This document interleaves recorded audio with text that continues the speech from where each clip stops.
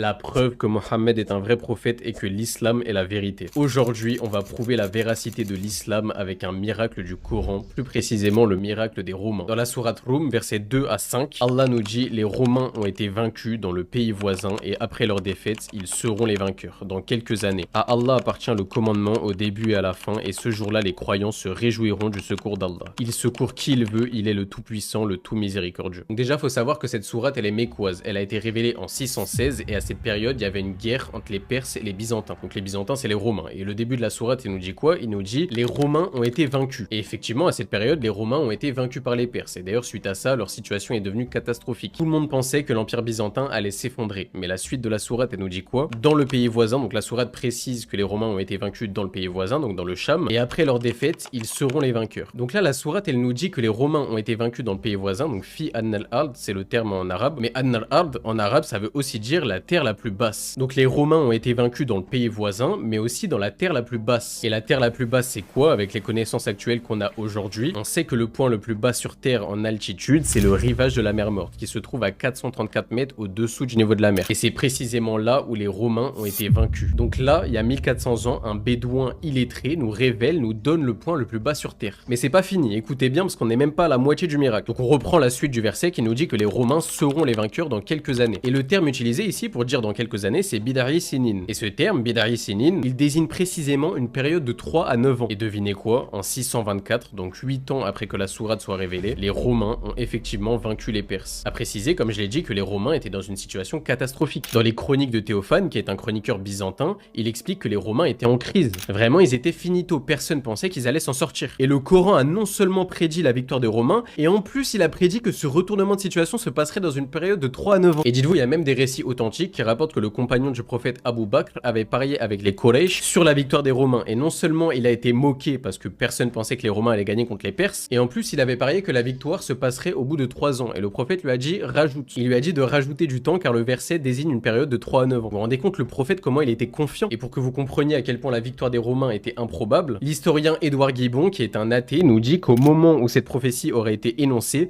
aucune prédiction ne pouvait paraître plus éloignée de sa réalisation, puisque les 12 premières années du règne d'Héraclius annonçaient la dissolution imminente de l'Empire. Mais encore plus incroyable, l'historien byzantiniste James Howard Johnson, qui est un expert sur le sujet, dans son dernier ouvrage sur le sujet, nous dit que c'était un renversement de situation si extraordinaire qu'il semblait relever d'une intervention surnaturelle dans les affaires humaines. Cet historien, c'est un athée, c'est pas un musulman. Et il dit, en parlant uniquement du renversement de situation, que ça semblait relever d'une intervention surnaturelle. Donc en gros, que c'est un miracle. Et là, il parle uniquement du renversement de situation, hein. Il parle pas de la prédiction, il parle pas de la période de 3 à 9 ans, il parle pas de la terre la plus basse. Et comme si ça suffisait pas, dans l'introduction du même ouvrage, il dit que personne n'aurait pu prédire ça. Et pourtant, un homme, un bédouin illettré du 7e siècle, l'a prédit. Notre prophète Mohammed l'a prédit, en plus de prédire l'intervalle de temps où ce retournement de situation allait se réaliser, en plus de nous donner le point le plus bas sur terre. Et c'est même pas fini. La suite de la sourate nous dit que ce jour-là, les croyants se réjouiront du secours d'Allah. Et devinez quoi? Quand les Romains ont gagné contre les Perses, au même moment, c'était la bataille de Badr. Et pour ceux qui connaissent l'histoire, les musulmans étaient mal équipés. Ils étaient environ 300 soldats contre 1000 soldats. Et pourtant, les musulmans ont gagné cette bataille. Sourate 3, versets 123 à 125, Allah nous dit qu'il a envoyé des anges pour aider les musulmans à gagner cette bataille. Voilà pourquoi il dit que le même jour, les croyants se réjouiront du secours d'Allah. Parce que le même jour, Allah a envoyé des anges pour aider les musulmans. Donc on va quand même résumer, hein, le Coran, il y a 1400 ans, nous donne le point le plus bas sur terre, prédit la victoire des Romains qui semblait improbable, voire impossible, et c'est pas moi qui le dis, c'est les historiens, dans une période de 3 à 9 ans, ce qui est quand même une prédiction très précise, sachant qu'à cette époque, juste pour voyager de la Mecque à Médine, ça prenait 2 semaines, et en plus de ça, la victoire des musulmans contre les Quraysh. Il faut savoir que suite à ce miracle, il y a énormément de gens qui se sont convertis à l'islam. Comment on peut dire que l'islam n'est pas la vérité après ça? Quand même, des historiens confirment le miracle. Bref, salam les mecs.